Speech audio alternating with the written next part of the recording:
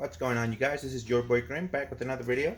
And as I told you guys, I've been playing with my Gravekeepers deck. It's been a while since I actually, you know, gave you guys a deck profile.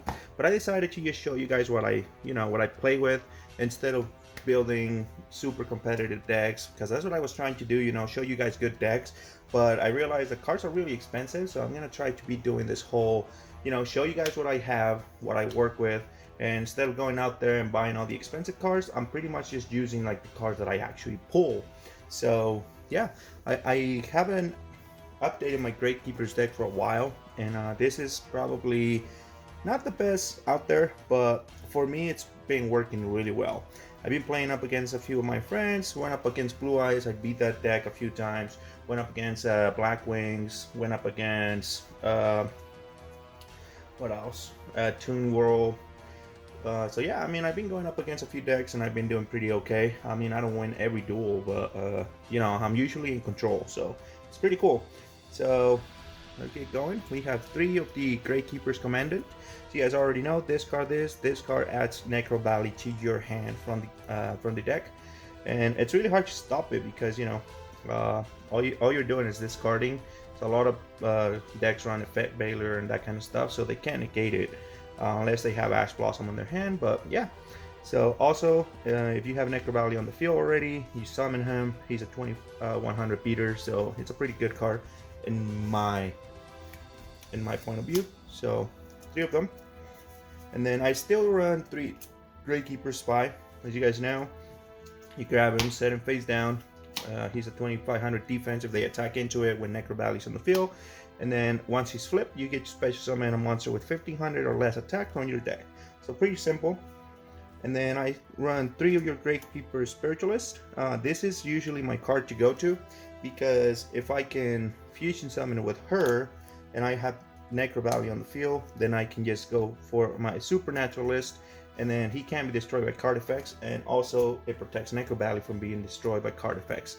So pretty good card. Also pretty cheap to build. I don't think it's that expensive. So yeah. And then we have Descendant, 2 of them.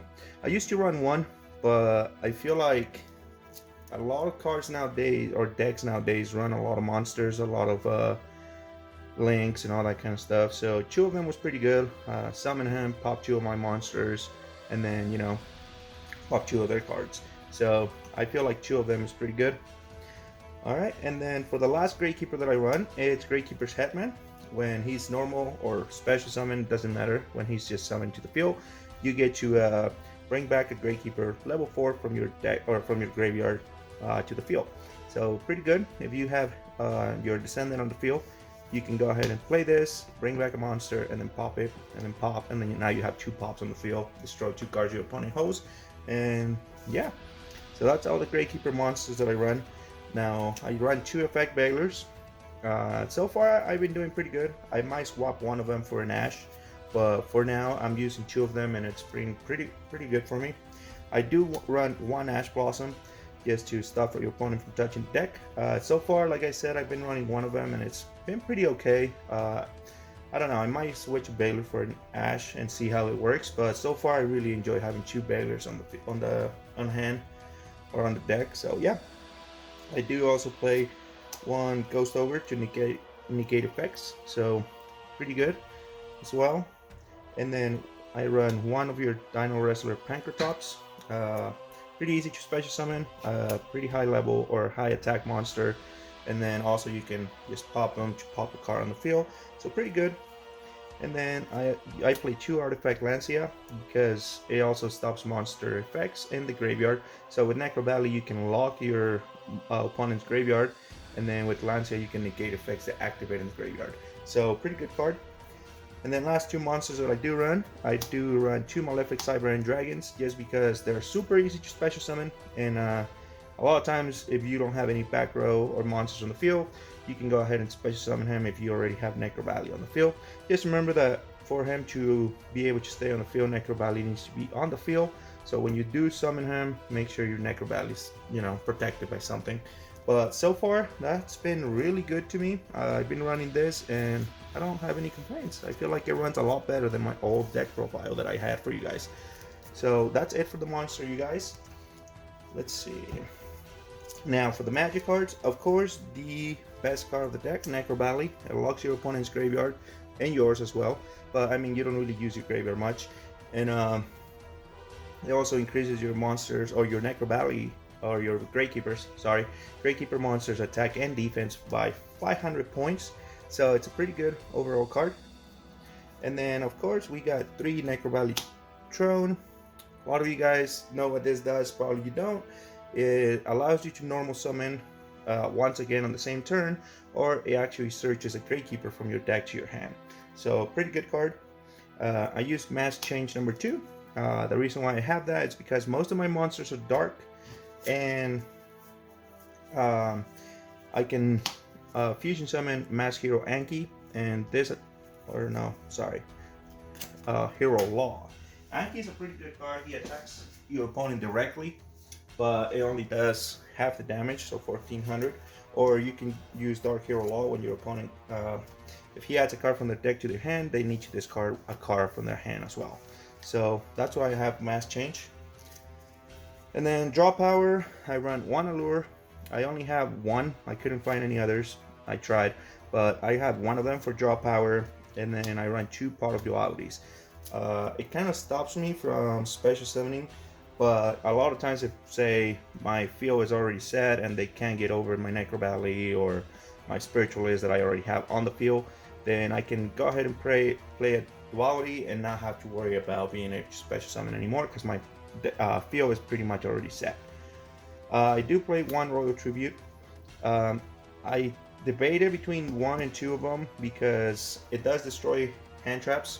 Like if they have Effect Failure, if they have Ash Blossom, or if they have anything that they can hit you with, Royal Tribute can get rid of that. So I've been thinking about getting 2 of them. So I don't know. I just don't know what to take out. Upstart Goblin for draw power. If you guys have a Lure of Darkness, use 2 of them. It probably works a lot better than just using 1 of them. And then to get rid of back row, we have Harpy's Feather Duster and another staple, Dark Hole. I feel like it works pretty good. For example, if I have Supernaturalist on the field, he's unaffected by card effects, or not unaffected, he can be destroyed by card effects. So Dark Hole, you destroy all your opponent's monsters except him. So yeah, pretty good card. And then that's it for the spell cards, you guys. I'm gonna go ahead and just show you the back row, which is all my magics. So I do 1 Imperial Tome. I only play 1. I feel like 1 is enough because you need to have a Gravekeeper on the field and Necrobally. So you need to have 2 of those already meet for you to be able to negate a magic spell or monster effect. So yeah, it's just 1 off is pretty much what I would suggest using. We got 1 Torrential Tribute. Again, it destroys all monsters on the field. If you have your Supernaturalist on the field and Necrobally, it can be destroyed. So it basically just gets rid of your opponent's monsters, but you still have like a 3300 beater. So next one is Sullen Judgment, to negate your opponent from pretty much doing anything. And then we got Solemn Warning, which it stops the summon or when a spell card trap monster effects activated. That includes the effect special summoning a monster. So you pay 2000 life points, negate it. So negate special summonings. I do run 1 Magical Cylinder. I don't know, it's one of those cards that people don't really expect, and a lot of times when you flip it, they're just kind of like, crap, I messed up. But yeah, it's a pretty good one. And then another one to negate your opponent's monster effects, you run 2 Infinite Impermanence.